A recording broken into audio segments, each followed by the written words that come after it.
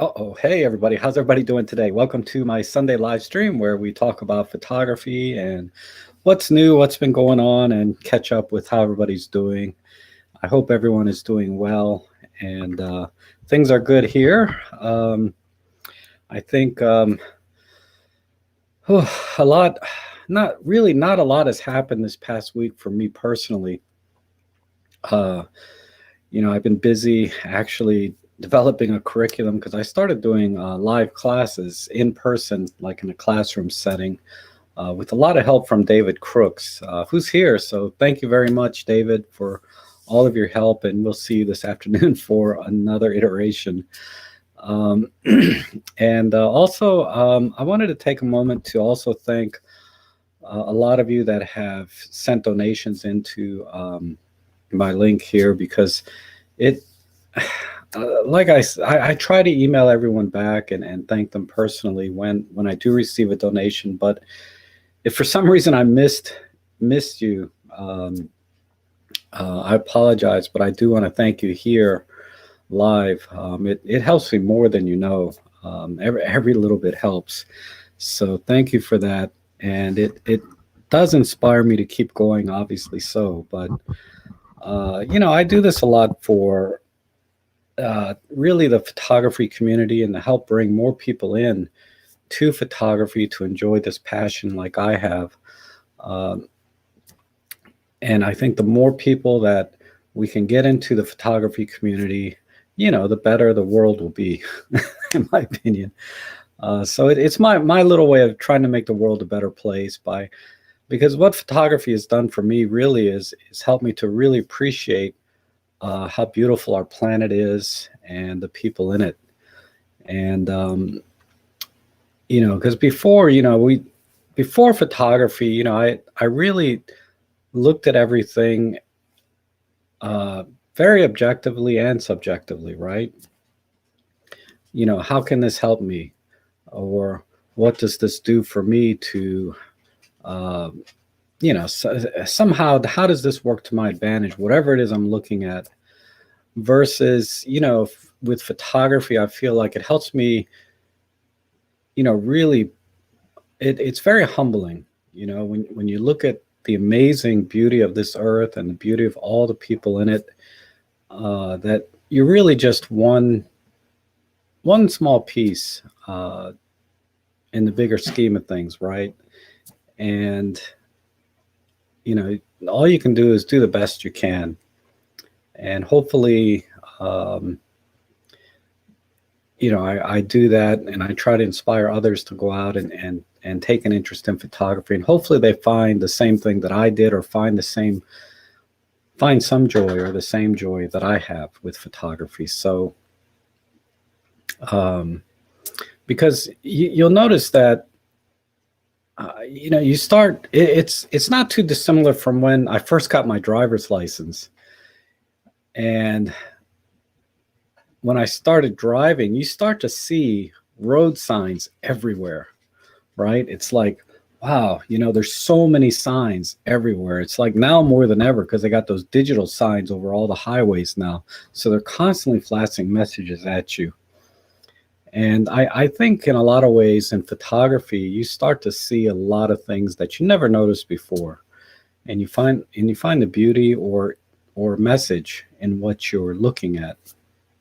And it just, like I said, it really helps me appreciate everything that's going on in our world, and has really given me a much more positive outlook.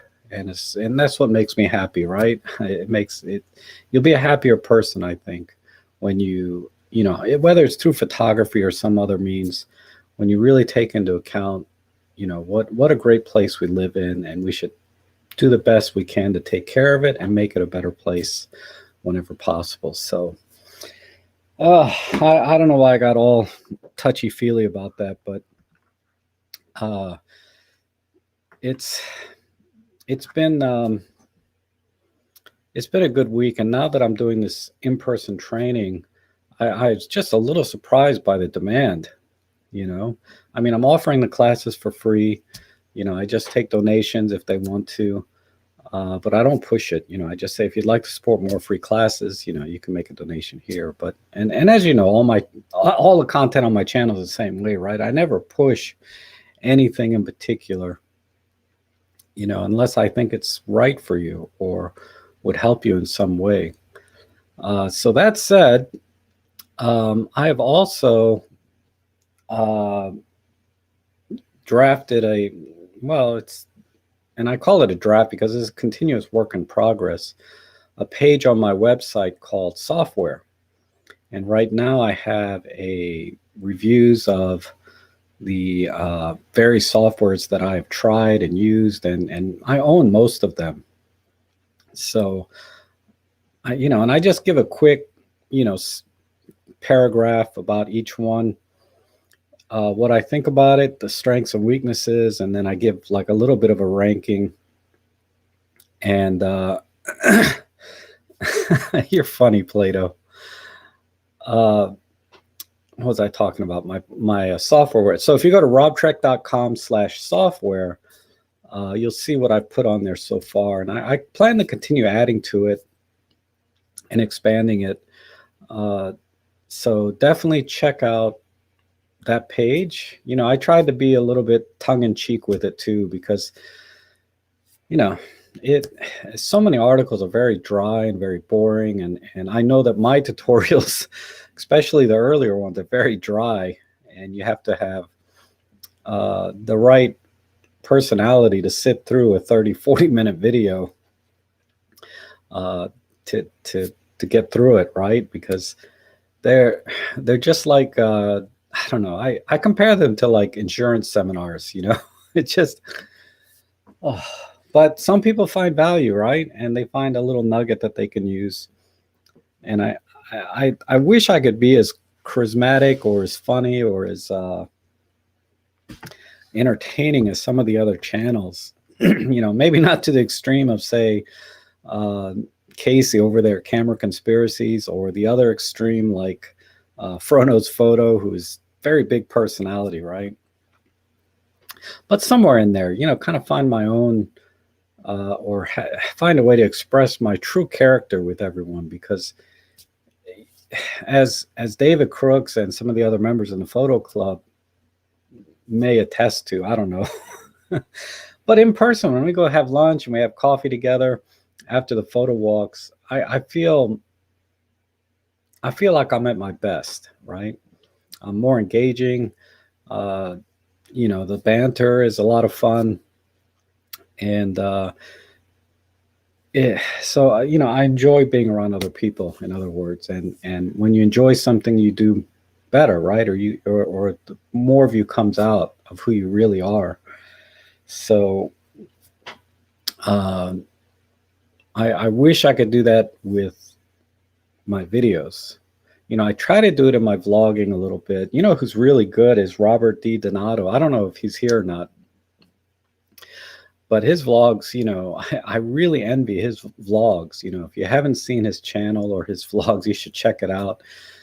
I feel like when I'm watching his vlogs, I'm like right next to him, and I'm out on a photo walk with him, and it's entertaining, and he's got a great sense of humor. And so his vlogs are, are, like I said, I'm the right audience for him. I really enjoy his vlogs, and I don't feel like I do that in my own vlogs quite enough. I'm too serious. Even when I'm talking to you guys now in this live stream, I feel I still feel this detachment. I'm not quite connected as much as I want to be. I mean, I guess this is a fair compromise because you guys can chat in the chat section.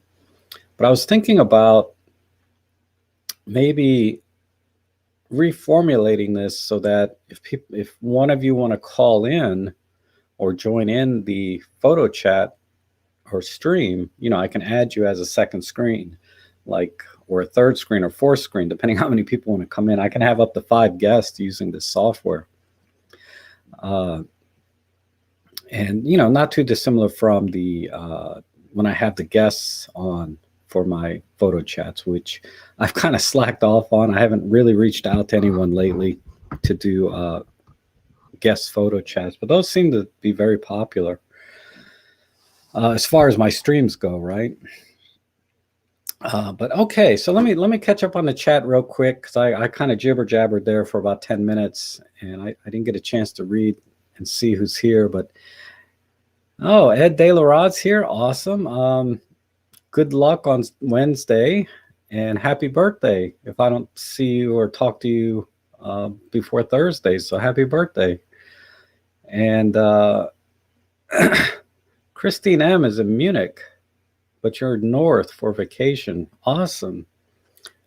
You know, I got an email from Rick Bear the other day, just catching up. You know, we chit chat or we exchange email time to time, but you know, he encouraged me to go on a vacation. You know, we're not getting any younger, right? So I got to give that some serious thought, because I honestly, in the last, since 2005, I've not really gone on a vacation, except one time I took like 8 or 9 days off 2 years ago, and went hiking through the Great Smoky Mountains and Shenandoah. But that was at least 3 years ago. And since then, I haven't actually taken a full-on vacation to go anywhere. You know, one, because it's not cheap. You know, it's like $1,000 in hotels and another few $100s in food, and you know, that's just that's a chunk of change for me. You know, that's no joke. And and plus, I don't have like a day job per se. So, you know, the 9 to 5, Monday through Friday, 40-hour work week is not something I need to get a break from, right? Like many people. So I'm very fortunate that way. But still, it's good to get out and see the world, right? And see different places. You know, I'm not a big fan of air travel, like leaving the country. But because I've done that. I did that back. The last time I was on an airplane was 1999. So what's that? 22 years it's been since I've been on an airplane. And so I'm just not a fan. But I used to fly all the time. But I guess I had my lifetime's fill of air travel. But let's see who else is here. Music Sound Gear, good to see you. And John Truman, hi. I know you've been working with Photolab 4 Elite. I'm going to try and make some tutorials this week. I promise. I'm really going to try and do some tutorials this week. Hopefully you guys took advantage of the sale. It ended yesterday, but it was 25% off Photolab 4 Elite if you just wanted the editing software alone with the Deep Prime. I mean, I got a little better deal or there was a little better deal last month in June, not July, but in June, where it was like 30% off. But 25%, 30% off, either way, it's a good deal. And I think it was well worth the money. If you're an enthusiast type photographer and you like to really fine tune and get into the editing side of things. You know, for a lot of people, you know, you can just use Raw Therapy or Darktable, whatever free software is out there. Olympus Workspace is perfectly fine. You know, you just do a little bit of touch up or crop here and there, if anything, and you're good to go, right? Because personally, I really do enjoy shooting JPEG and maybe a little crop later, depending on the lens. But photo editing in of itself, you know, I try to avoid it. One, because I think it's good practice to try to get everything in camera as close as possible or as correct as possible, so that if you do any editing, it's minimal. And the only time I really need to concentrate on editing is when you're doing very specialized type things like bracketing or bird photography. A lot of times you have to edit, you know, wildlife type photography, even landscape photography. You have to take some time editing sometimes, but just about everything else, street photography, even macro photography. There's a lot of things that you can pretty much just take straight out of camera. Photo walks, in the park, really don't require a lot of editing, so or shouldn't, I think. And Jonas is here. Awesome. John Matthews, good to see you. And of course, David. Always good to see Dave. And Elaine is here from France. Wow. If I do travel, I do want to go to France, actually. It looks beautiful there. I'm just curious, do people still like chain smoke over there? I mean, it's funny because here in the US, right, you get this perception of France and everybody just smokes there in the restaurants, in the street, everywhere, right? Whereas here in the US, smoking's kind of not as prevalent. And Jeff Painter, good to see you. YPE Bonbong, Michael. Okay, I'll go with Michael. From Thailand. Wow. And System Natura says, hi, Rob and everyone. Just got back from a trip from Germany. Oh, awesome. Yeah. I post a few of those in my Flickr form if you can. I'm sure everyone would like to see them. Or on my Flickr, my robtrek.com/forum, which really the activities died off quite a bit. I chime in there time to time as well as some of you, but wow, it's most of you drop into the Flickr group and post images there. And honestly, it's really a much better platform for sharing photos and a little bit of discussion. Forums are kind of better suited for more detailed discussions about things, I think. But let's see. And Marcia says she agrees 100%. Photography has opened her eyes, literally. Yes. And good morning, Randy. How are you? I know it's early there, right? But you're probably used to getting up early. And Randy, right along with Randy, that's the name of his YouTube channel. He's also vlogging his adventures out in California, which is basically all desert. And that was really cool, that picture you sent me for the editing with the, it was the Gorn, I think. I forget. God, but it was from the Star Trek original series, a scene in some rocks and stuff where Captain Kirk and this creature were battling to the death. And when I looked at it, and ironically, I saw that picture, I saw that episode not too long ago. So I don't know why it just escaped me that was the same scene. And it hasn't changed much, really. I mean, it's just a rock. What's going to change, right, in that short a time? But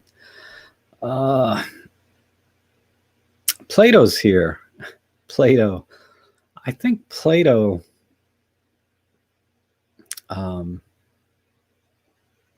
I have to confess something to Plato.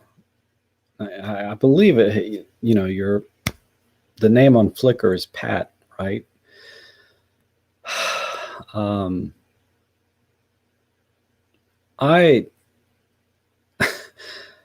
don't want to confuse you with the wrong person. I have to make sure before I say anything. I'm pretty sure.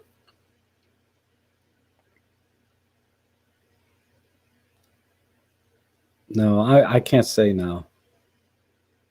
I don't know if it's you for sure or not. All the names are getting mixed up in my head. But I'll tell you what it is. Or I'll tell everyone what it is. One is, it was either you or Dave. But, I have my live photo editing live streams, and I put my picture out there for everyone to edit.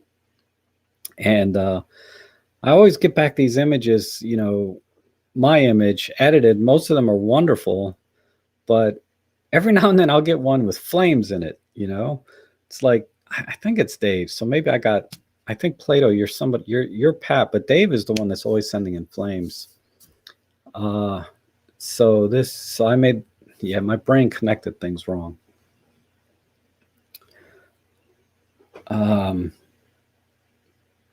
But Plato, you've always been very gracious and complimentary in, either in the streams or in the comments on all of my other videos. And I greatly appreciate that. Um, but I got to tell you, your photography, the pictures that you've posted in my Flickr group, and I'm pretty sure it's you, because your screen name here is different than the name you use in Flickr. It's just amazing. Same thing with John Truman. I mean, everyone has amazing pictures. Like Netboy is one on my Flickr group that, man, that guy travels. He's got some amazing landscapes. And the black and white photography I've seen from Plato and John Truman, I'm just so impressed. And it's very flattering that you guys come to me for any advice at all. I'm like, because when I see those images, I'm like, God, what I could possibly teach them? I got things I need to learn from you guys. So if you can, actually, I do have it down here, the Flickr group. You have to go into the groups tab or whatever to see, but check out some of the photos there that you guys are sharing with each other. They're pretty impressive, and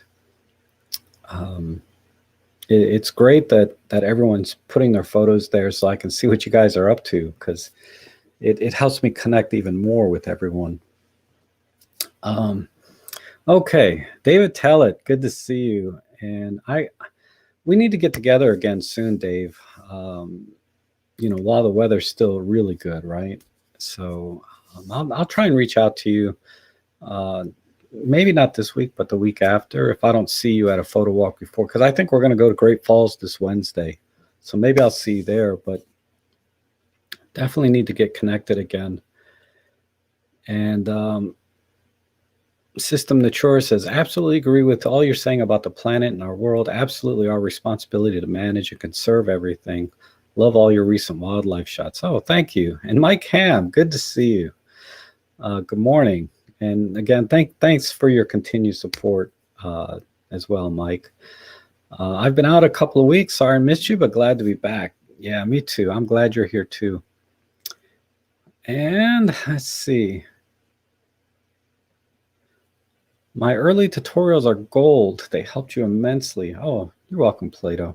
Like I said, I'm very flattered, and you're always very gracious. I do, with the classes that I'm doing live in person now, I actually have to develop a curriculum. And once that's developed, and the good thing is it forces me to develop a curriculum and an outline, which translate or convert very easily to making a video tutorial. So I hope that this will help me to get back into making those kinds of tutorials. Because, if you look at this whole year, we're 7 months in, now we're starting our 8th month. I haven't done too many tutorials. I can't think of any off the top of my head. I'm sure there's a few mixed in there, but most of them in like photo walks or whatever reviews of products that people send me or stuff that I bought. Like I bought that dash cam, which is so much easier than what I used to do, like Randy's doing now. Just, you would put your camera on top of the dash of your car. But it's a little bit awkward. Just having a dash cam was so much easier. But I'm not relying on it for the critical footage. I'm just relying it for B-roll, right?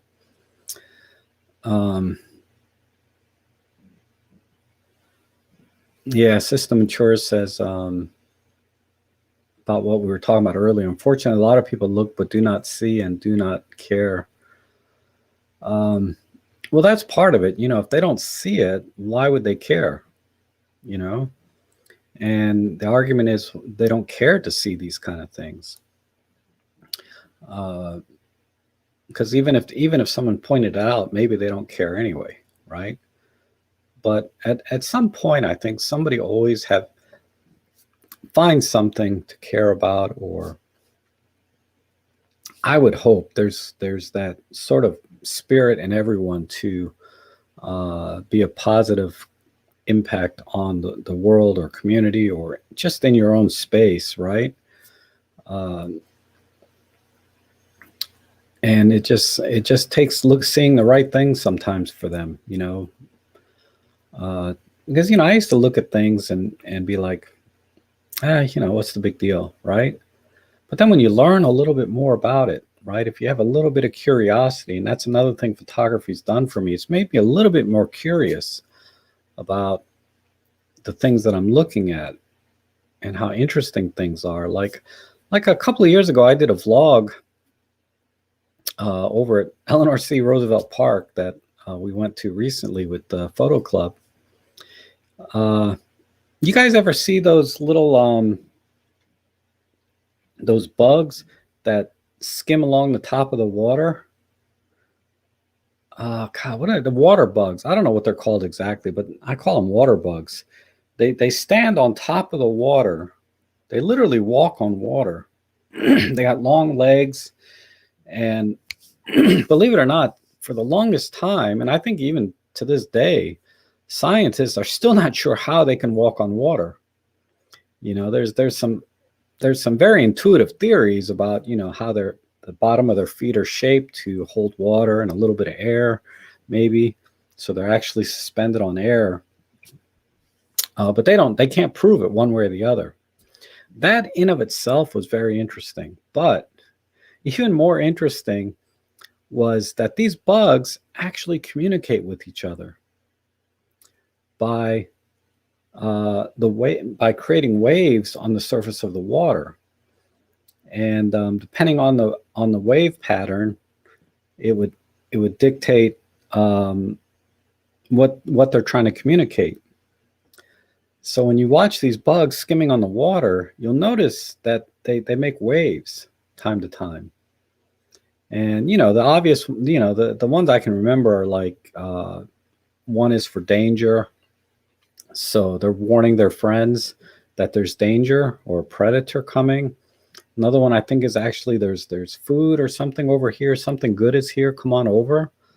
Another one is sort of a mating thing, like you're ready to mate and meet somebody. So they have a different pattern for that. So it I don't know. I mean, some people might look at those bugs and could care less, right? They're just bugs. Who cares? But with photography, when I took pictures of them and I started, because I'm trying to compose and I'm watching them getting ready to take a picture, I'm like, what are they doing? And I looked it up online, and it was really fascinating, I thought. So that's just another example of how photography has kind of enriched my life in ways that I would have never, before photography, would have never gave two spits about it. I would have just said, oh, water bugs, where's my bug spray, right? Or don't go in the water, don't drink that. It's like I would look at it from a very, like from a bubble, like, this is not good for me. This is bad for me. The bugs are bad. But with photography, now I look at these bugs and I'm like so impressed with sort of their little community that they have on top of the water. But okay, anyhow, you stop watching all the channels with big personalities. Life's too short to indulge them. I look for more real people. Yeah. I watch them time to time. I have tapered a little bit off Fro, although I still like a lot of his stuff. Every time I can, if I'm in the mood for some Fro, I'll watch his news flashes.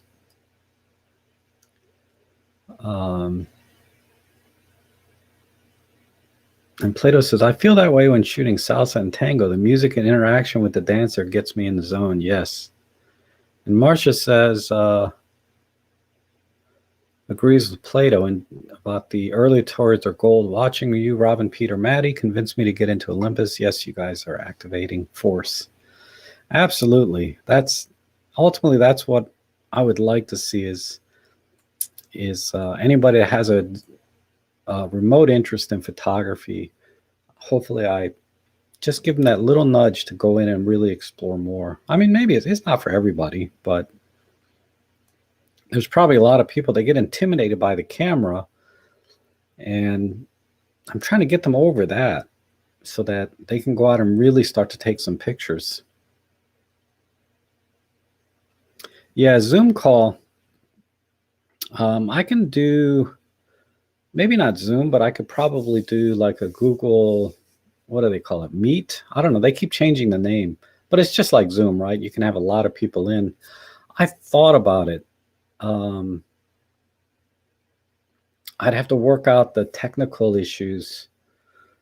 Maybe we'll do an experiment or a test one day and see how it works out.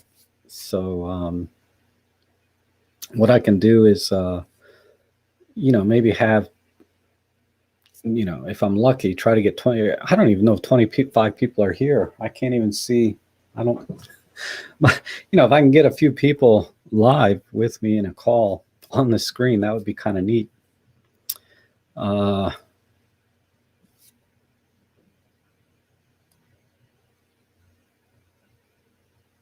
that would definitely be a lot better. Yeah, time to go on vacation, right, John? I agree. Oh, thank you, System Natura. System is offered me to stay in London with them.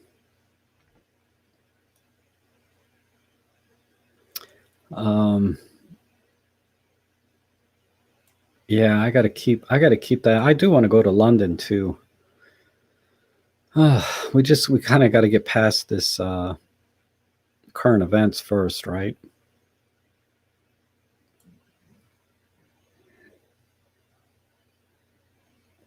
Marsha wanted to sign up for the stacking class. It's not focus stacking, it's exposure bracketing.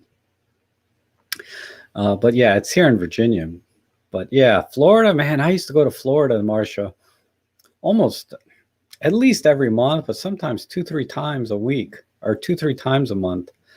But I go at least once a month to Florida. And I would drive down half the time. The other half I would fly down, depending on my timeline.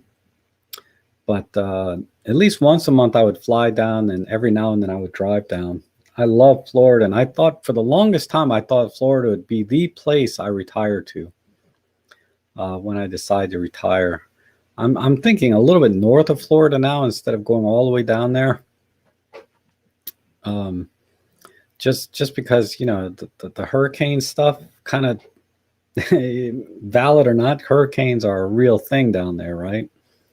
I don't want to have to pack up and move every year. I guess there's places in Florida that probably go a decade without any issues, right? In which case, that may be a better area. Like I think Boca Raton, but it's expensive there. Wow, Naples, that kind of stuff.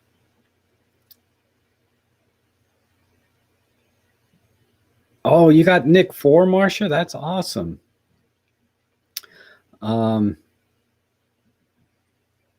Yeah, Nick 4 is really cool. It's a very creative type thing, right?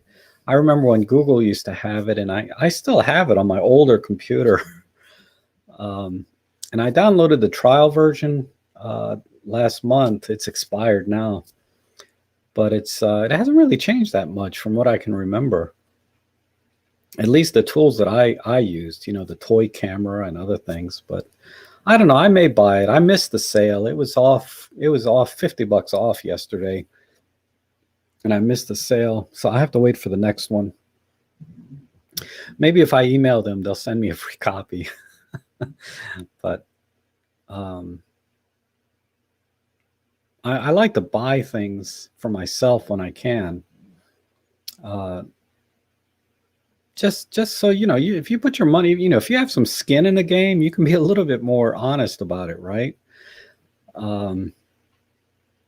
Whether it's subconscious or not, because I subconsciously, when somebody gives me some product to review, you are subconsciously a little bit biased, whether you realize it or not. I mean, you try to be objective, and you can, on a conscious level, be very objective and test things. And at some point, I think when you review things all the time, you get a little bit jaded, right? To the point that you really can be unbiased. about a review because you just get so many products. I think a great example of that is Gordon over there at Camera Labs. You know, that guy gets a lot of free stuff, I'm sure, and a lot of loaners that he has to send back. But he's at a point now, and he's one of the best in the business, if not the best in the business when it comes to reviewing things. Um, he, but he can be objective and not biased at all because other than his own personal ones, like maybe he's used Canon his whole life, you know, I don't know. But in terms of getting gear on a regular basis, whether it's given to him or on loan, at some point you get jaded and you can be objective. But early reviewers like me, right, that I only take a few products here and there, you know, you have to know me and you have to rely on my perceived integrity about the product. But there is a certain lack of experience because I don't have all these different cameras and gear to compare side by side. I can only compare what I either have bought for myself or what people give me. And I don't get camera gear at all. I was offered a lens once, but they never sent it to me. And, you know, all the lens reviews and all the cameras and everything, I own all of that stuff. You know, I bought it for myself. So I'm only biased in the fact that I paid for it and have some affinity for the product or reason I bought the product. But I'm not biased in the sense that I'm trying to give a positive spin on something because they gave it to me, right? And like I said, unless you feel like I'm an honest person and person of integrity, you know, you have to question the review, right? If this product was given to you for free, are you leaning just pointing out the positive things? Like there's, you know, telling a half truth is just like a lie, right? You can be completely 100% honest, but if you're not telling the whole truth, it's effectively misleading. And I try not to do that. I try to be objective, but who knows, you know? I can only do my best, but I can't say 100%. I'm 100% sure every product I reviewed was unbiased because, you know, like there was a microphone that somebody gave me very early on that I reviewed it and I thought it was a great mic. It had its limitations. I tried to point those out, but it was a $30 mic, right? So your expectations have to be you have to kind of mitigate your expectations a little about the quality. And I think for the money, it's a great deal. But compared to, say, a $200 mic, yeah, it's crap. You know, there's just no comparison. So when I did that review, if you think about it, it's kind of a half truth, right? Like I probably said, yeah, this is a great mic. I use it, $30, good deal. But that's kind of half truth. If you spend a little more, you can get a much better quality mic, right? But in the review, I didn't really talk about other mics or do direct comparisons to other mics. And that's what I mean by a half truth, right? So the very last microphone review I did a direct comparison to another mic because that's the only real way to be at least somewhat honest about your review is compare it to something else. And so I'm trying to be conscious that every time I do a review, it should be in comparison to something else so that it's not just a blind review of one product. And you can't always do that, you know, but I think it's better when you can. Anyhow, I don't know why I'm jibber jabbering about that so much. I'm doing well, Terry. Thank you. Awesome photos, by the way, in the Flickr group. Oh, Gigafish is here. I want to be one of your guests. Hi, Rob Trek, David, and all. How are you? You want to be one? Okay, good. I'll keep that in mind. I'll post something in the community forum on YouTube that I'll set it up. I'll set it up and we'll see. Because if I set it up as a test, right? If I just say I'm going to do a live stream, we're going to test out and work out some technical difficulties. So there won't be any expectations for people that watch the stream if we glitch out for some reason, right? Oh, hey, Roberto, how are you? Jerry woke you up. Said it's time to watch Rob Trek live, right? Yes, Patrick. Yeah, Patrick Geisen on Flickr. Yeah, amazing, amazing photos on the Flickr group. It just, I'm just very impressed. John Matthews says, I've been thinking more about the direction of Micro Four Thirds, and I'm hoping that someone comes out with a super small M43 camera and pancakes like the GM15 and GX850, something under 300 grams. Whew. Wow. Yeah, I wish we had more options, right? And I think if we were in a different market where camera sales were growing, we would get those options. But when camera sales are shrinking as they are, they're going to focus on the things that are what they think is going to do best. They may be wrong. Maybe these small cameras like the GM1, et cetera, would be big sellers for them. But, you know, statistically, right, they're going to use data points and market analysis and all of that stuff to try to figure out what would be the best product to release now. Unlike the glory days of cameras, you know, where they just came out with everything, you know, they would throw mud at a wall and see what sticks. They can't afford to do that anymore, unfortunately. But I agree. I think smaller cameras, for, you know, in the spirit of Micro Four Thirds, to come out with smaller cameras would be a good thing. But I feel like at the same time, it's kind of a niche thing. So we'll see. But yeah, I sometimes I think about getting one, right, just to have one.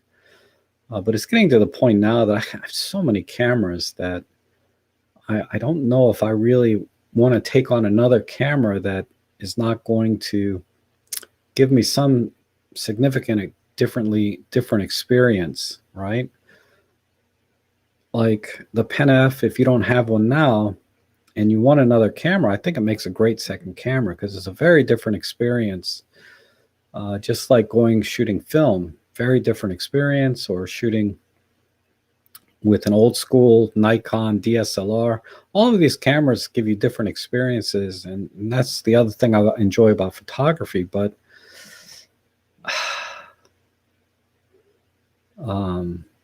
coming out with a new camera, I would definitely consider buying one. I mean, it would catch my eye right away. But would I put my hard-earned money down for it? I don't know. I would have to think about that.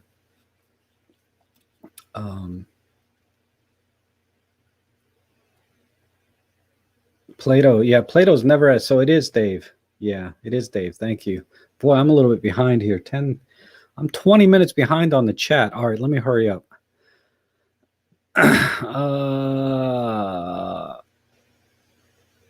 Hi, Jan. How are you? Good to see you. And Jan Garcia is in the house. And John Matthews says, you have a heart of a teacher. It makes you a world difference when watching your... Oh, thank you. And 5-star status. Thank you. Oh, no, that was for Plato. I'm sorry. Plato's definitely 5 stars. And John Truman as well. I mean, all of the photos there are excellent, but I'm partial to black and white. So when I see really good black and white photos, I'm just doubly impressed, right? And Michael says, glad Rob's getting into real life teaching. If I lived in Maryland, Virginia, I would sign up. Thanks. We'll see how it goes. I'm overbooked actually for class today. I tried to limit it, you know, in the description, I limit it to 14 people, and 24 total signed up. 2 or 3 have dropped out, so I'm down to like 22 now. But there's only 20 seats in the class, so I'm overbooked, but I'm counting on a few people not showing. And that's usually, it's for every 2 people that don't show, 1 person shows that did not RSVP, right? So in theory, I should be okay and back down to that level of 14 people. Then I can socially distance the seating for those that want to socially distance in class. But man, if all 22 people show up, I'm going to have an issue. I can cram a couple more chairs in that classroom, but there will be no social distancing, right? It's going to be like 3 feet per person. I mean, you're not going to be in there like sardines, but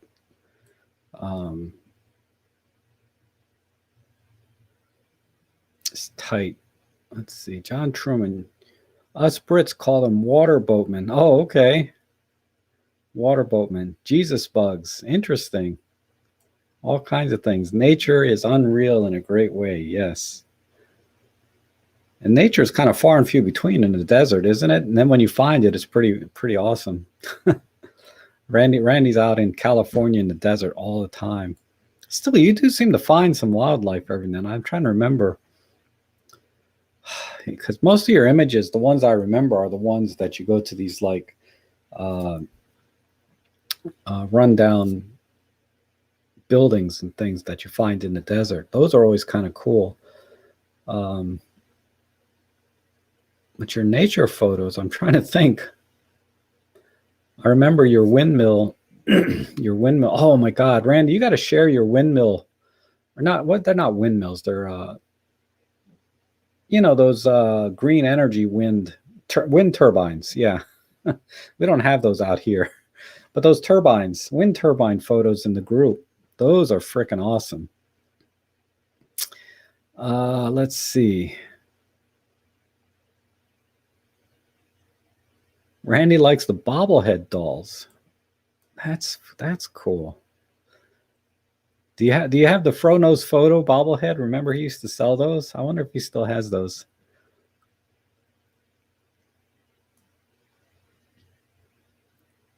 And System Natura says all insects are extremely interesting and their communication systems are amazing. I'm sure. I watched a thing on bees a few months ago. Bees are amazing.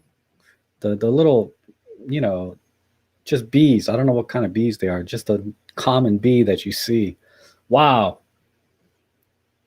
If you ever want to watch how bees communicate, you will be pretty impressed. I think it was a Neil deGrasse thing where he was talking about intelligent life on the planet. Bees, if you look at the bees collectively, they're very intelligent. And they have debates, and yeah, it was really fascinating. John Matthews said, went out with the family with the EM12, a 1718, and a 40-150 kit. Turned out to be excellent all-around kit for those things. Yes, that is an awesome setup. So you have a prime for low light at a normal focal length, and then you got the zoom to kind of capture the things where you need a little bit of distance sometimes, right? Because you can't walk right up to your subject all the time. Sometimes you're forced to be a little bit distant, and the 40-150 is pretty awesome for that. Terry Manoon is asking if I ever thought about a photo walk focused on an issue like you described. I could do it. I would do it if I had an expert there with me, because I just can't remember things well enough for me to do it. If I went on a photo walk and it was themed on focus bracketing or something specific, a specific photographic technique, I could do a photo walk like that because, I know how to do it and I do it all the time. But water bugs, it's kind of a casual interest, like, oh, that's fascinating. It's really interesting, but I'm not going to, go to school and study it or watch 1,000 YouTube videos on it like I do photography. But if I had an expert there, a biologist, I guess they're biologists. I don't know if there's a special name for people that study bugs. That would be kind of a cool photo walk, right? Where I bring a spec. It's just like when you go to the park and the ranger there, the park ranger gives a little tour and history of the park. Those are always very fascinating. I'm not at that level, but it's not something I could do, but I could see maybe collaborating or setting up photo walks when I know they're having these kind of events. That's a good idea. I'll have to give that some thought, Terry.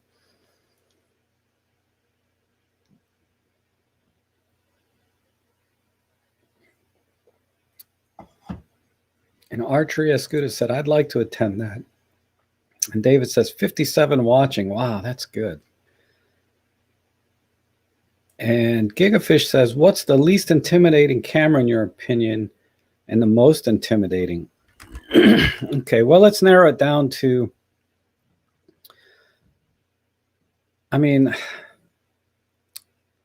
let's do fast money, like gun to my head type answer, and then I'll give it some thought. But I the least intimidating camera would just be sort of one of those point and shoots or bridge cameras. I'd say a bridge cameras that would be the least intimidating because you turn it on, you take a picture, you can zoom in and out, you're good, and they give good image quality. The most intimidating, of course, would be a full-on like Canon Mark 6 or 60 Mark 4 or whatever, full-on DSLR that's big and heavy and huge and has a million buttons on it. Maybe the EM1X, that would be another camera that would be a little intimidating to people that don't know anything about cameras. So that would be the short answer. I think generally point and shoots or bridge cameras are not very intimidating, but people don't buy those very often. And the most intimidating is just because of their sheer size, not because they're necessarily more complicated than my EM10 Mark II. Because trust me, EM10, God, I was thinking about the menus on the Olympus system. They really need to redesign that menu system. Because I'm trying, like I said, I'm trying to set up a curriculum for the class, and I want to do a demonstration. And I was thinking, even the exposure bracketing menu in the Olympus camera is a freaking nightmare for people that, are just getting started, have no idea what exposure bracketing is. For us with a little experience, it's very intuitive and it makes sense. And that's the problem. These menus were designed by two people or two kinds of people at Olympus. One is a very technical person that has a very logical mind, right? They're a programmer, so they're programming to create the menu. And then you have the experienced photographer saying, okay, we need to have this feature, this feature, this feature. I organize these into this group. And then he hands off his ideas to the programmer, the code monkey, to develop it into the camera system. So you have two different ways. You have like two different ideologies going into the menu system in Olympus cameras. And that's why they're so, I don't think bad is the right word, but they're very confusing. Just to give you an example, for my exposure bracketing class today, I got to watch the time. The exposure bracketing class today is, there's two line items in our Olympus cameras that do exposure bracketing. One is in the HDR menu, and the other one is the normal bracketing menu. And then in the bracketing menu, you can go on to focusing, art bracketing, ISO bracketing, white balance. It has all the features there, which that is in a logical order. But really, why did they put bracketing in the HDR menu? The HDR menu should be strictly for automated HDR creation, not have bracketing settings in it, right? Because in the HDR menu, you have HDR1, HDR2, very logical. And then they have 3 frames plus or minus 2 stops, 5 frames plus or minus 2 stops, and so on. They have a few options there. I'm like, why is that in that menu? That makes no sense to me. That should be in the normal exposure bracketing menu. But they put it in an HDR menu because the photographer guy that helped develop the menu said, when you do plus or minus three, when you do 3 frames plus or minus 2 EV, that's really you're trying to accomplish an HDR type shot, right? Those are the settings you would use. So the programmer's like, okay, so I'm going to put this in the HDR menu. So to the programmer, it makes sense. This is an HDR feature. This should go into the HDR menu. To the photographer, this makes no sense. It's bracketing. It should be in the bracketing menu. What I use the bracketing for, if it's for HDR or anything else, is my decision, not, well, anyway. So, and there's a lot of examples like that in the Olympus menu, right? Where they put things in a place that I don't think logically makes sense as a photographer. It may make sense to the programmer. If the programmer was told, these are functions that are ideal for HDR, the programmer is going to be like, well, I'm going to put this in the HDR menu and design it that way. But yeah, that's just one example. There's several other examples that I can't think of now, but you guys know what I'm talking about, right? Things just don't make sense logically.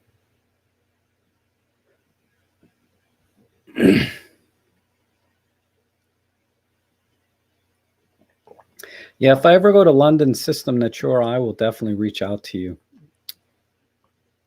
I would not go there blindly.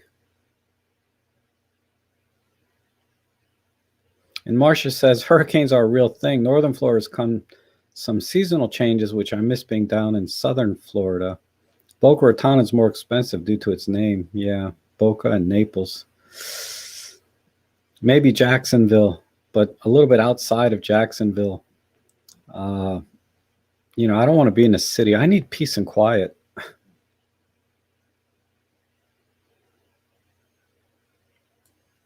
And Randy's going to try some graduated filter landscapes. I've always struggled with graduated filters because the landscape has to be pretty much flat, right? So that the graduated filters don't darken the trees or whatever else might be in the frame. And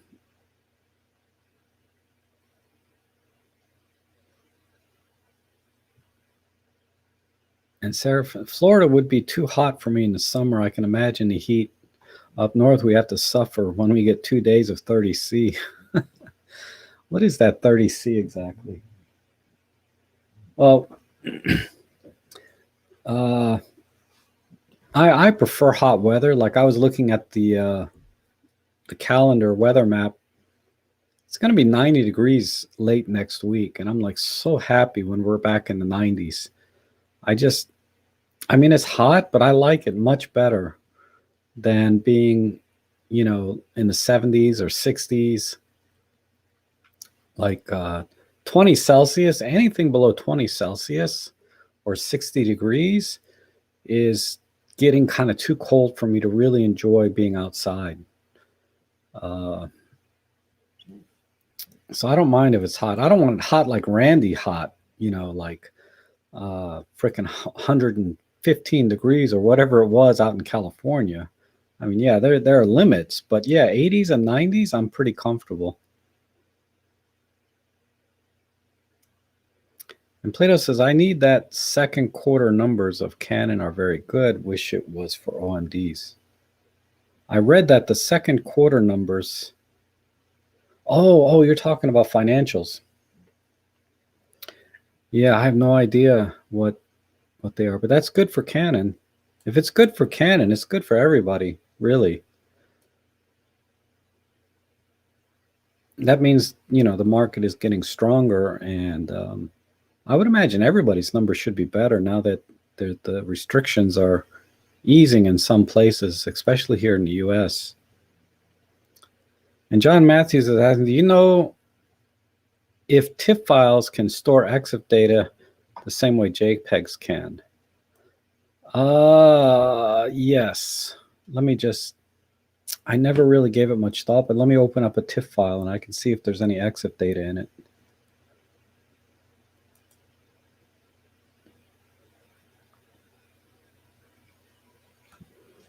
And Christina M., while it's pulling up, I'm going to try to catch up here. I very much like your photography videos, techniques, seeing, rather than the more gear reviews, because I can learn so much more, although I'm aware gear reviews bring the clicks. Yeah, the gear reviews do bring in a lot of new subscribers, or a lot of views. The subscribers usually actually I don't have a lot of gear review stuff on my channel, so I can't really compare. But if you look at gear review channels, yeah, they do well. All right, let me pull up a TIFF file.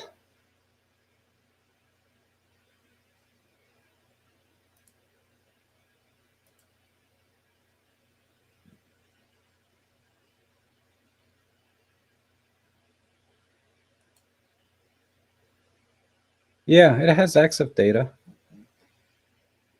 No problem.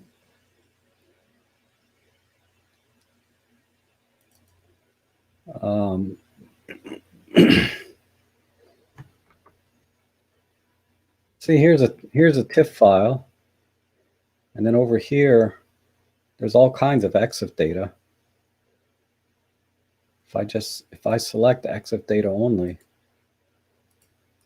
let's see if we can do EXIF and ITPC. Yeah, so it does, clearly. And it looks like it has some ITPC info as well. Let me do ITPC only. Yeah, so it has EXIF and ITPC. I mean, all raw formats at this point are derived off of the TIFF, not compression, but the TIFF image file or algorithm. And it's, you know, I'm sorry, not DNG, but DNG is Adobe's version of RAW. TIFF is actually a raw file, and you know, the ORFs, the CRs, you know, all of the NEFs, all of the raw images, from what I've read, are derivative of the TIFF format. And so it makes sense that the TIFF has EXIF data in it. Okay, let's go back. So it's a definitive answer is yes, it does have EXIF data in TIFFs. And Hesse Espinoza is here. Jesse Espinoza. I don't know if it's Jesse. Yeah, it's got to be Jesse Espinoza. I'm sorry. And John Matthews says, Rob Trek, the Camera Labs guy is a quality reviewer. I bought my E420 based on his review in 2009. He's been around a long, long time on YouTube. One of the first, yes. One of the first and the best. I agree.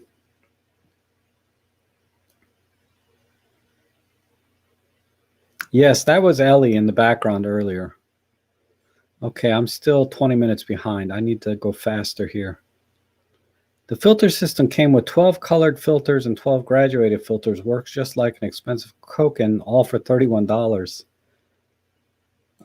Yeah, that's a good deal, but they're probably plastic filters, right? Not glass, which I suppose is no big deal. You just have to be a little careful of scratches more so than you would a high quality glass filter. And that's just an assumption on my case, because I bought a very cheap set of graduated filters and they were all plastic.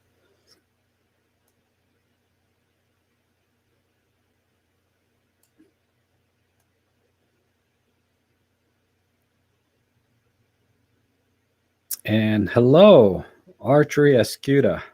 Good to see you from Dubai. Dubai always gets interesting.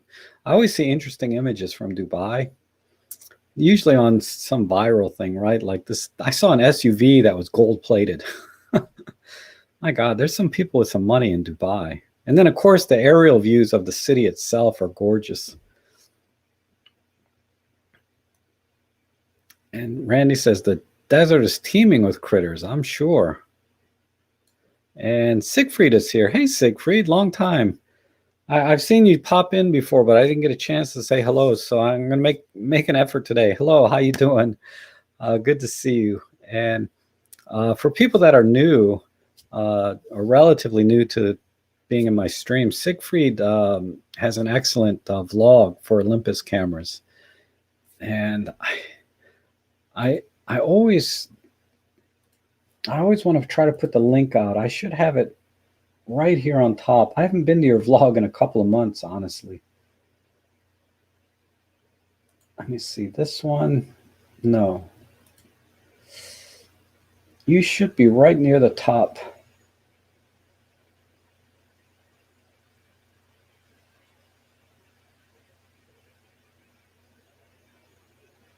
Oh.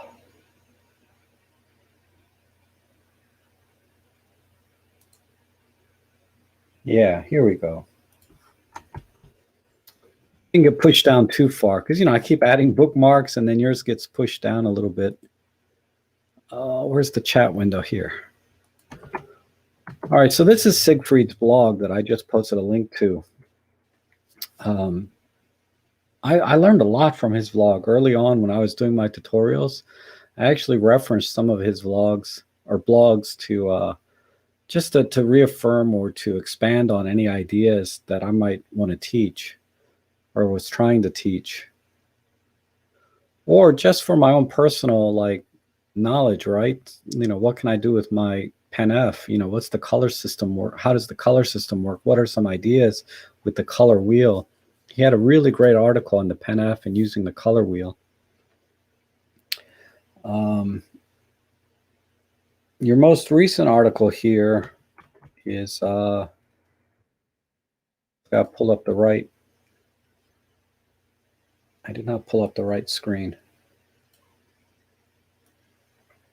So the most recent article here, July 14th, Lens Baby Composer and Live View Photography. I mean, look at the quality of this blog. I mean, my blog is a joke compared to this. This is really good stuff and lots of detail. So definitely, if you're an Olympus shooter or just photographer in general, but particularly for Olympus users, this vlog or blog, I should say, is definitely a resource. Okay. Where's my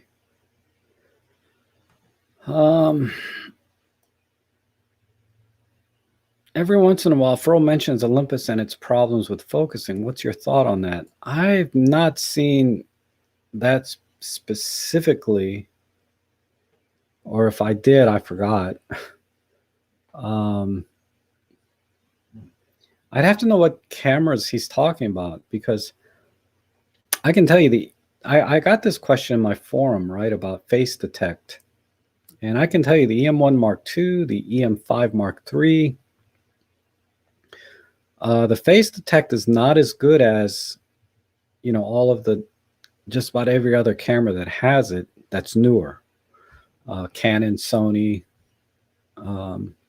probably, and even the newer Panasonics in their full frame line, right? But the EM1 Mark III is on par, in my opinion, with everything out there, regardless of make, model, price. The M1 Mark III face detect is really good. I mean, leaps and bounds better than the M1 Mark II and EM5 Mark III.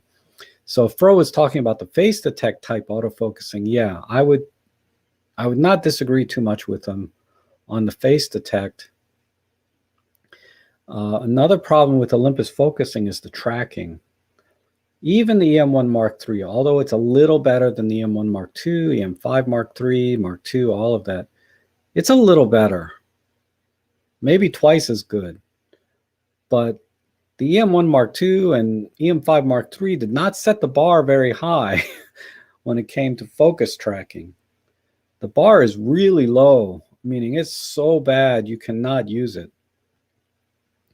Now, I assume, you can assume that with a little skill and training, you can work with the tracking system that's in the Olympus cameras, uh, but you're compensating the poor tracking system in the Olympus camera for your own personal skill set, right? Uh, so a very highly skilled photographer could probably use the tracking system in Olympus once it understood how it worked and when it doesn't work. You know what I mean? With lots of experience. But that's not going to cut it in real life. In real life, people need to be able to use the tracking system without having a high level of skill and without having an intimate knowledge of your camera system and how it reacts to different things when you're using the focus tracking. So in that sense, so if he was talking about face detect on anything but the M1 Mark III, if he was talking about the focus tracking, yeah, I would not disagree with him too much. It's pretty rough, particularly the face detect. The tracking, I can tell you, is horrible, but I have not tried to compare the tracking system in the EM1s in the Olympus cameras versus other camera systems. So I don't know if that's a valid point. Because my point being is all tracking systems might be terrible in all cameras. So Olympus wouldn't be any worse than anyone else. But I don't think that's the case. I think that there are some cameras with very good tracking systems, but I've not personally tried them myself to tell you or have a valid opinion on it. A good person to ask or watch is Gordon Lang that we talked about earlier. Although I haven't seen too many tracking system tests on his reviews, or if I did, I just ignored them. But somebody out there, like, I would trust Gordon Lang if he said the tracking systems in Sony are great. If he says that, I would trust him. Fro, on the other hand, he may be making a more broad statement when he says the tracking system is great in this camera, but it's kind of,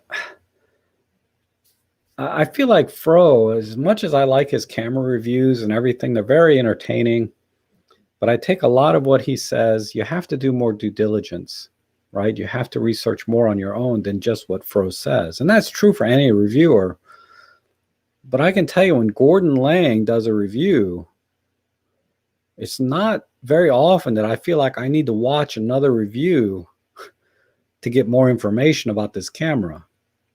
His are so thorough that he's pretty much covered everything and tested everything and has the experience to tell you that this is good, right? So, whereas somebody like Fro, even Tony and Chelsea, all of these other reviewers, they do a good job in the sense that they tell you all of the features and their experience with the camera. But I feel like they need,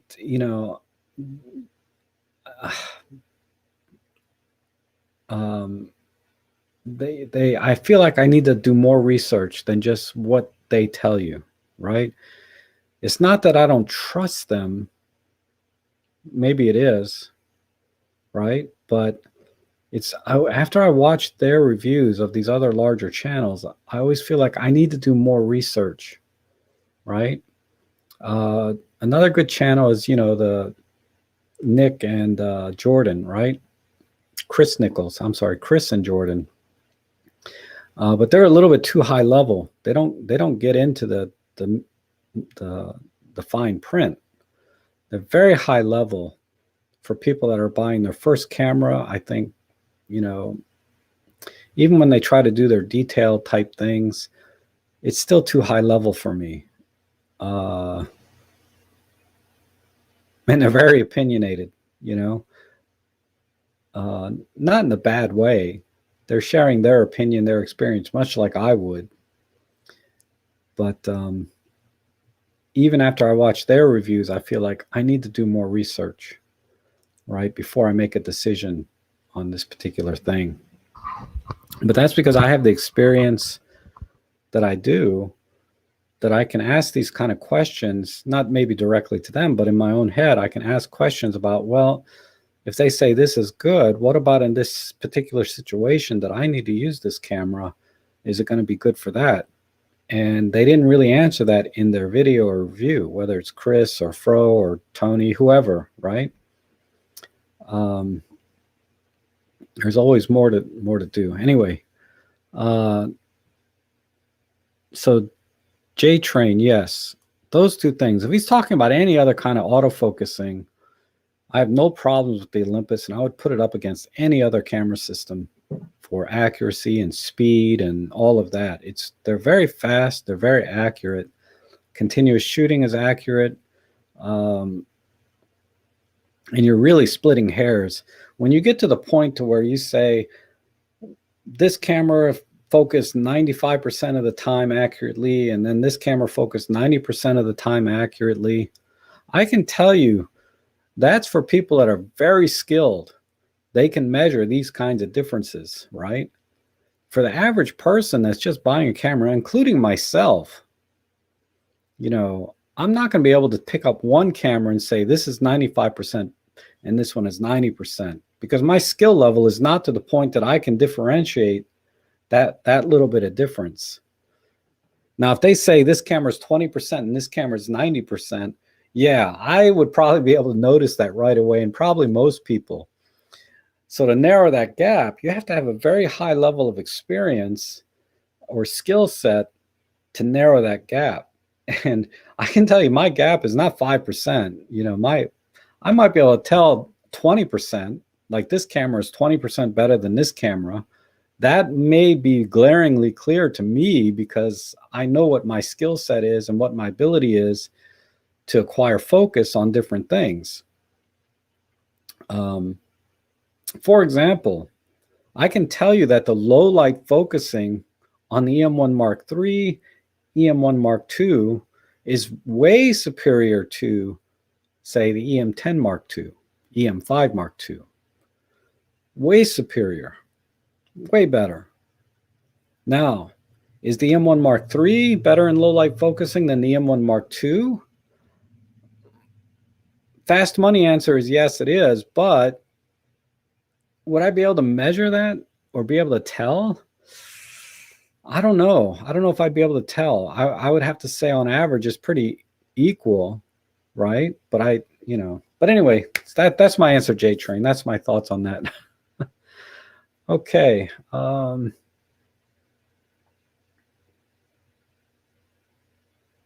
Michael White says, I know Fro's a full frame guy, but honestly, I thought his EM1X review was fair and balanced. Yeah, and I did a vlog on that. Actually, I talked about that video in one of my videos on my channel, and I said the same thing. He gave the best review on the EM1X of anyone else, with respect to people that might be thinking about buying it at the time. Because I felt like the EM1X was being marketed as a sports wildlife camera, and for people that want to get away from other full frame systems, that they may want to convert over to the M1X. And if they could not convince Fro even a little bit that the M1X is a viable alternative to a Canon or Nikon full frame wildlife camera, they, game over, right? Game over in terms of trying to market to people that shoot with full frame and Nikon now. If they couldn't convince Fro. Yeah, I see lots of full frame photographers that converted over to the M1X or Micro Four Thirds in general. There's lots of them out there. But as a marketing pitch, I think it was Fro did a good job from his perspective and basically knocked out anybody that may have been considering the M1X as an alternative to their full frame system. The Fro pretty much eliminated that in one video. Just took that market off the table for the most part. And that's why I thought it was a good review. Because the things that he pointed out, that were important to him and maybe important to other people about the depth of field and about the noise at higher ISOs. Micro Four Thirds is not going to compete with a full frame camera in that respect, right? There's physically, you cannot get the same depth of field at the same focal length. You're also not going to get the same noise levels on a Micro Four Thirds versus a full frame. And that's why he didn't like it and didn't recommend it, et cetera, et cetera. And then he also pointed out the stronger points, right, of the smaller, more compact, lightweight, all of that. But that wasn't enough for him. He was like, if I have to compromise my image quality in any way, I'm not buying this system. Whereas there's a lot of full frame Canon, Nikon shooters that switch to Micro Four Thirds because of the size weight advantage, and the compromise in image quality was minimal to them, right? It was not as critical. Being able to take the camera with them in very harsh environments, because the EM1X is a durable camera, all of that. There's a lot of reasons people that would shoot full frame switched over to the EM1X, and they're all valid. And, those people tried to do those kind of reviews, right, for the EM1X. If they watched a review and size, weight, durability, all of that was important, they're going to switch from Canon, Nikon to EM1X. But they got to be willing to take a little compromise in image quality, or image. And image quality is a broad term. I'm not talking about just ISO noise. I'm talking about depth of field and sharpness and all of these other things. They're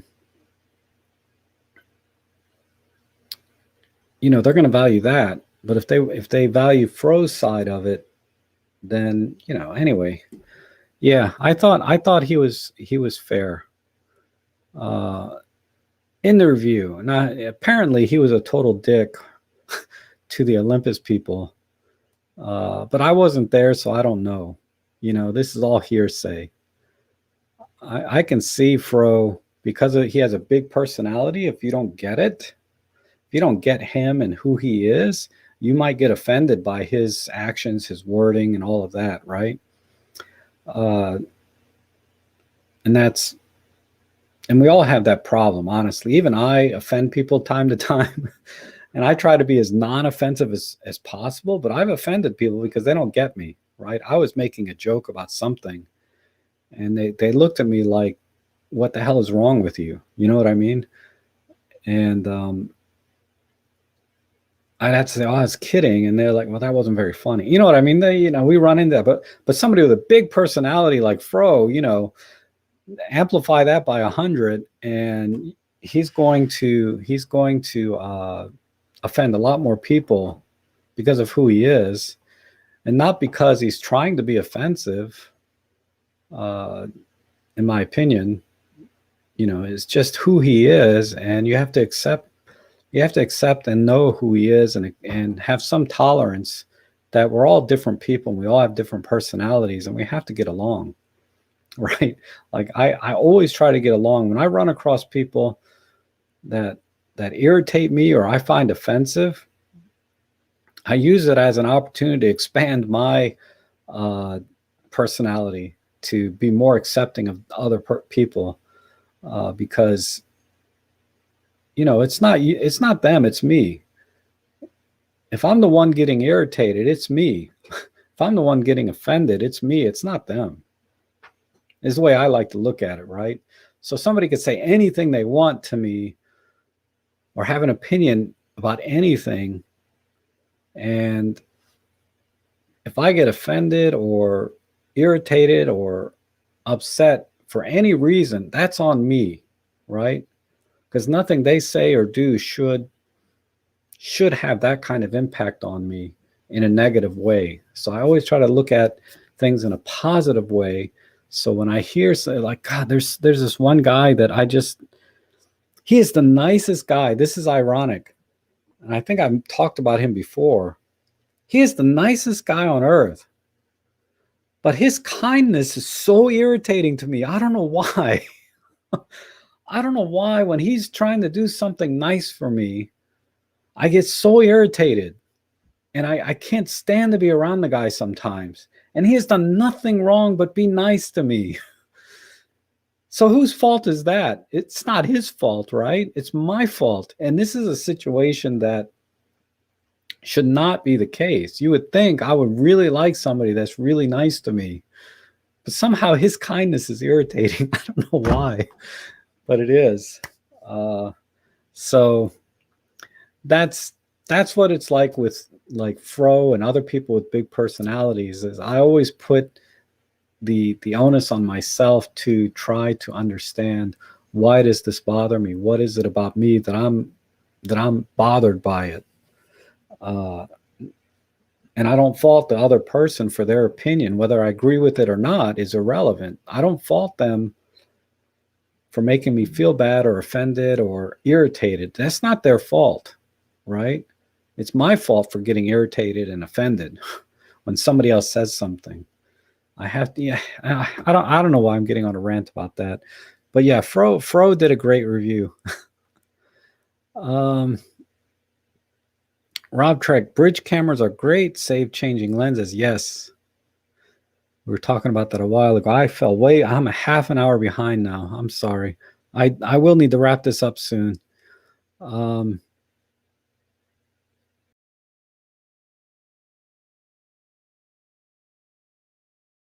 Yes, thank you. Michael White has some advice on teaching complex subjects.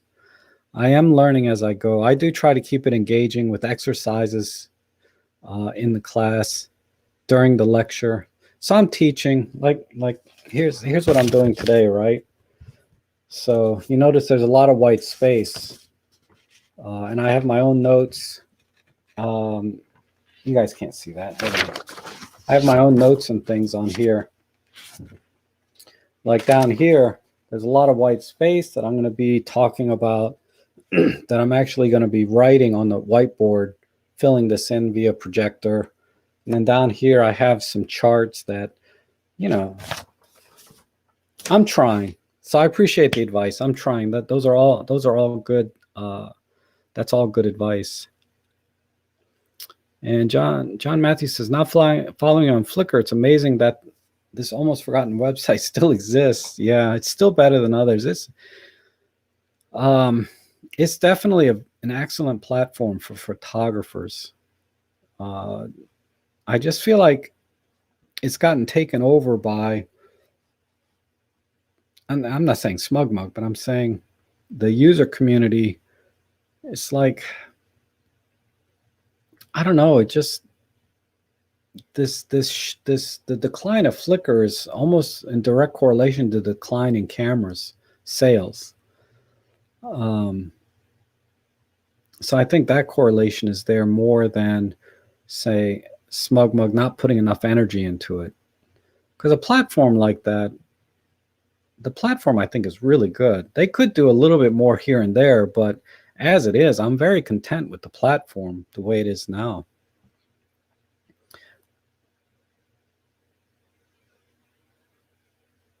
Do you have other camera types in your classes? Yes, Randy. I don't specify what kind of camera you need to have, other than have a DSLR.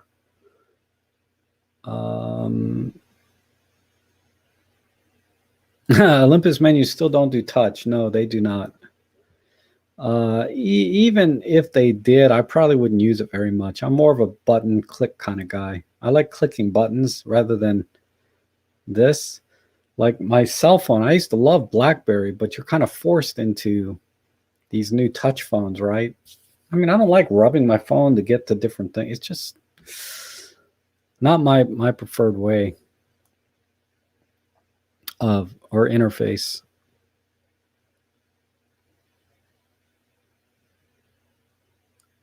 And John Truman asks, have you ever taken a look at exposure alien skin, currently X6? Looks good to me. I have not looked at it. Let me bookmark it real quick before I forget, though. Alien Skin X6. What is that? Exposure software. All right, so this is oops. This is what we're talking about, right?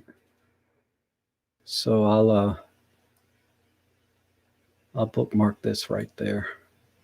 I'll take a look at it. I've never seen it before.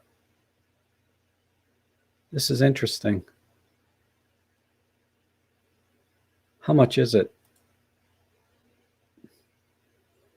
Okay, 149 for the bundle. I'll take a look at it.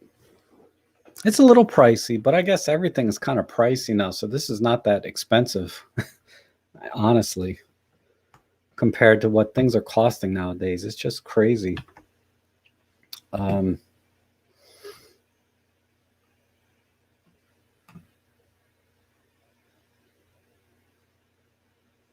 90 is my favorite temperature.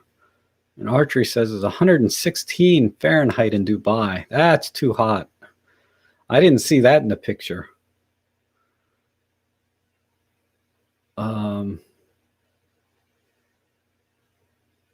Free EXIF pilot. Yes, I've seen free EXIF pilot before.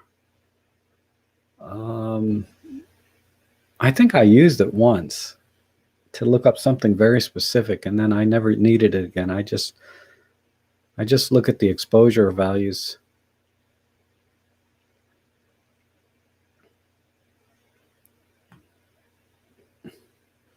And then John Matthews says, Fro's problem was that he made a scene during the press launch. Oh, okay. Yeah, I don't know what he did. I heard something, but I wasn't there, so I don't want to comment on that. And I've never met the guy, right? So I can't really comment on his personality personally. I can only comment on what I see on his channel. The only problem I have is that the lower light issues using Micro Four Thirds system when shooting either early morning or early evening. Otherwise, no competition. Yeah, I was shooting yesterday morning some birds. I'll show you. So like this shot here, right? If you look on the left, this is, I had to be at ISO 25,000. I didn't pick ISO 25,000 because I wanted to demonstrate how good Photolab 4 Elite is. I picked 25,000 because I needed a fast shutter speed.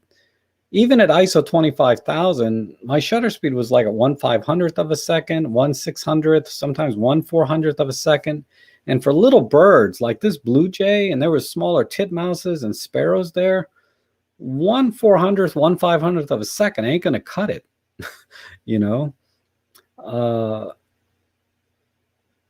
But I'm at ISO 25,000. That's the best I could do with the lens. I was using the 14-150, so I'm like at f6.3, ISO 25,000, and 1/500th of a second.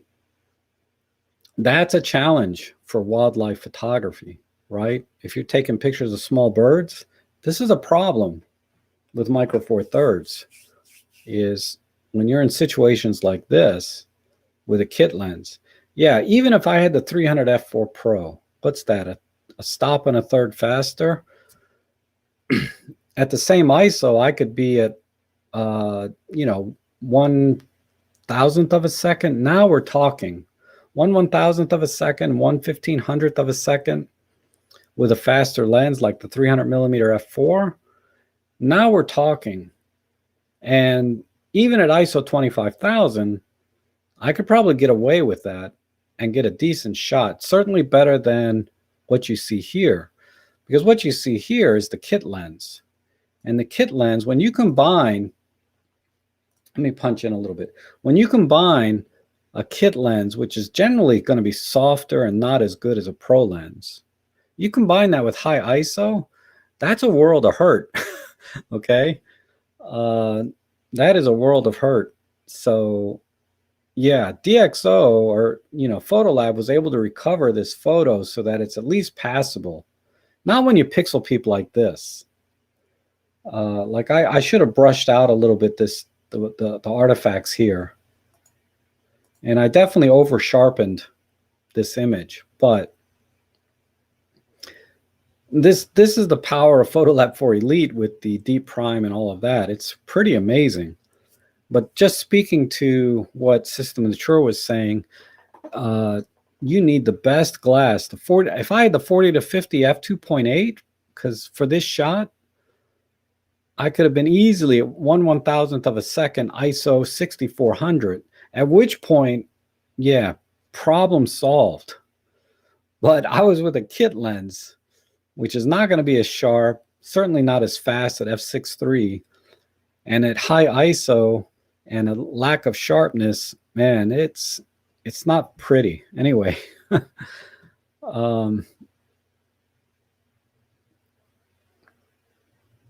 that I just want to elaborate a little bit on what System Mature was saying about shooting early morning, early evening. This is the kind of problem you run into, and you really have to have the very best glass. Like a 40 to 150 f2.8 would do it. Assuming you're close enough to get a shot like this. This is a heavily cropped image, by the way. This is probably only about 20% of the frame left on this image. Let's see. Why did that open? If I go to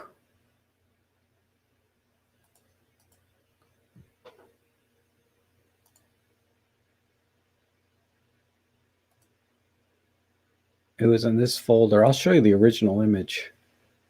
Did I flag it? Yeah.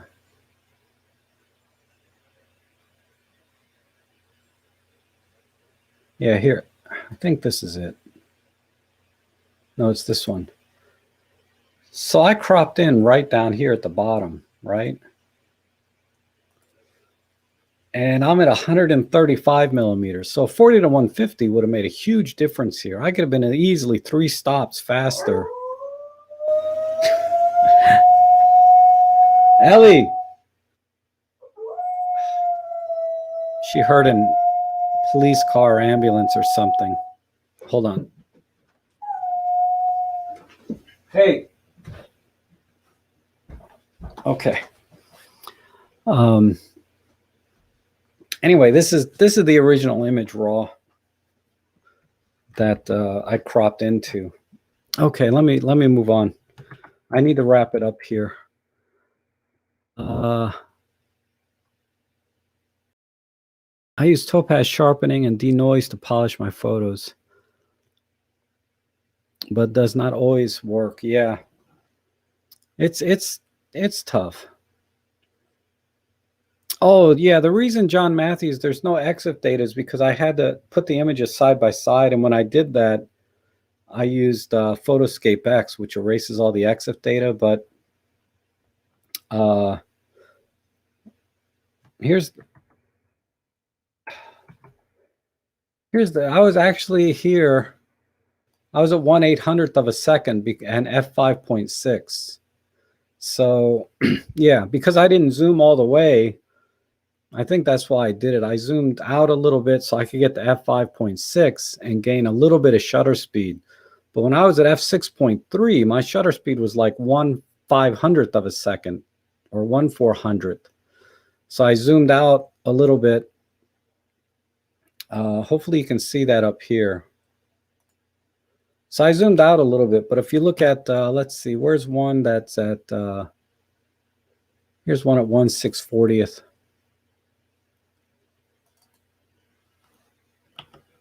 That's at 100 millimeters. Well, anyway, you get the idea. These are all at 135. So I did zoom out a little bit. But see, like, look at this shot. This is at 1/640th of a second. And the wings are still blurry. I think at 1/1000th of a second, I could have froze the action. And the other problem is he's a little bit out of focus too, right? In terms of depth of field, because I turned off autofocus and I focused right here manually. And then because I'm f5.6, this is a little bit out of focus. But that's the EXIF. That was the actual EXIF data. And the reason I backed off the zoom to 135 or ISO 100, I was trying to get just a little bit better aperture speed. Okay, and yeah, the 40 to 150 with the teleconverter is a great combo. I agree. I'm going to get that one day.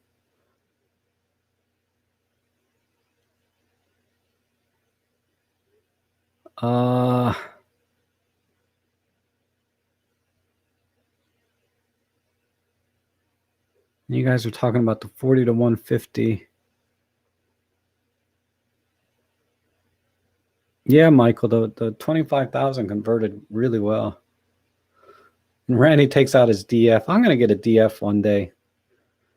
One day.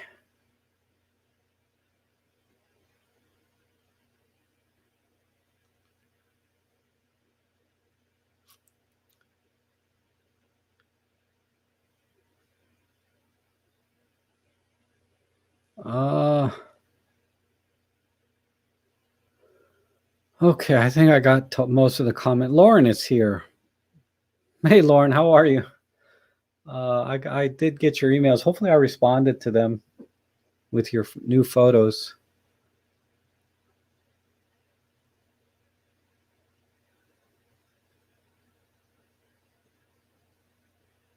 The Nikon F4 with an 80 to 200 is 2,600 grams. EM1X with a 300 Pro is 2,400 grams. So it's still lighter and gives you, what, 6 times the reach, right?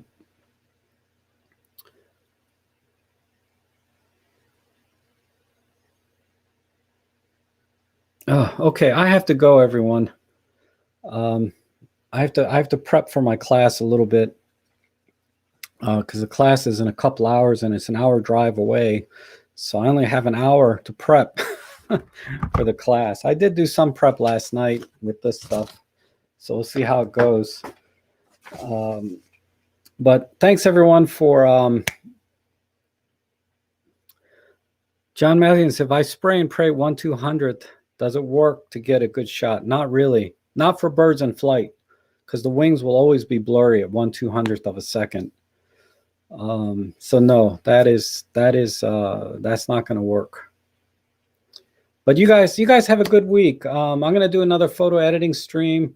Look out for the stream where I'm going to try and do the Zoom call or Google Meet type thing where we can all get in together and see everybody's faces. I think that would be a lot of fun.